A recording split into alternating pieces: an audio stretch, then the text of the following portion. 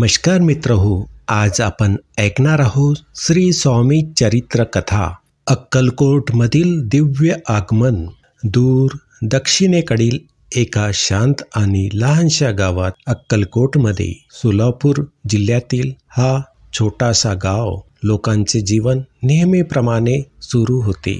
पण एक दिवस अचानक सर्व काही बदलले. एक तेजस्वी आणि वृद्ध व्यक्ती त्या गावात दाखल झाली. त्यांच्या चेहऱ्यावर एक विलक्षण तेज होते. डोळ्यामध्ये शांतता आणि एक अथांग प्रेम दिसत होते. ती व्यक्ती होती साक्षात श्री स्वामी समर्थ. स्वामींचे आगमन झाल्याचे कळताच गावकऱ्यांनी त्यांना पाहण्यासाठी एकच गर्दी केली. ते जिथे बसायचे तिथे एक वेगळीच शांतता जाणवत असे. स्वामी जास्त काही बोलत नव्हते, पण त्यांचे केवळ अस्तित्वच लोकांना समाधान देत होते. त्यांच्या वागण्यात एक दैवी अनासक्ती होती, ज्यामुळे लोकांचा त्यांच्यावरचा विश्वास वाढत गेला. भाग 2. चमत्कार नव्हे, ती होती कृपा. स्वामी समर्थांनी अनेक लोकांना त्यांच्या समस्येमधून बाहेर काढले, पण त्यांच्या चमत्कारांना ते चमत्कार म्हणत नव्हते, तर ती त्यांची कृपा होती. एकदा एका गरीब शेतकऱ्यांच्या शेतात पाऊसच पडत नव्हता. पीक सुकत होते. तो निराश होऊन स्वामीकडे आला. स्वामीने त्यांच्या शेताकडे पाहिले आणि म्हणाले, घाबरू नकोस, तुझ्या शेतात पाऊस नक्की येईल.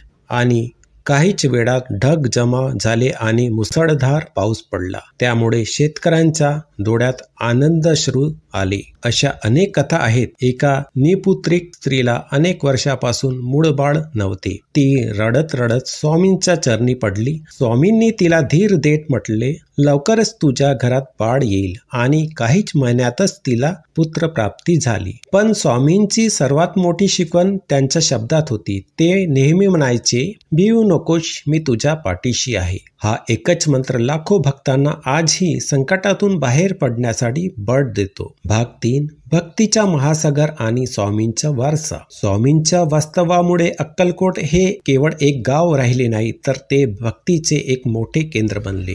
देशभरातून लोक त्यांच्या दर्शनासाठी येऊ लागले. त्यांनी लोकांना शिकविले की देव मंदिरात नाही, तर आपल्या आत आहे. आपले कर्म चांगले असले पाहिजे आणि प्रेम, सत्य आणि निष्ठा हीच खरी संपत्ती आहे. त्यांच्या कृपेने अनेक लोकांच्या आयुष्यात सकारात्मक बदल घडले. त्यांचे जीवन हे त्याग, सेवा आणि परोपकाराचे एक उत्तम उदाहरण आहे. त्यांनी कोणताही भेदभाव केला नाही आणि सर्वांना समान मानले. आज श्री स्वामी समर्थ आपल्या भक्तांसाठी एक प्रकाशस्तंभ आहेत. त्यांचे विचार, शिकवण आणि भिवू नकोस, मी तुझ्या पाठीशी आहे, हे वचन आजही प्रत्येकाच्या मनात एक नवीन ऊर्जा निर्माण करते. त्यांच्या चरित्रातून आपल्याला हेच शिकायला मिळते की जेव्हा आपण पूर्ण श्रद्धेने आणि निष्ठेने देवावर विश्वास ठेवतो, तेव्हा कोणतेही संकट मोठं नसते. ही चरित्र कथा स्वामींची आवडली असेल तर आमच्या चॅनेलला लाईक, सबस्क्राईब आणि शेअर करायला विसरू नका. आणि कमेंटमध्ये श्री स्वामी समर्थ आत्ताच लिहा.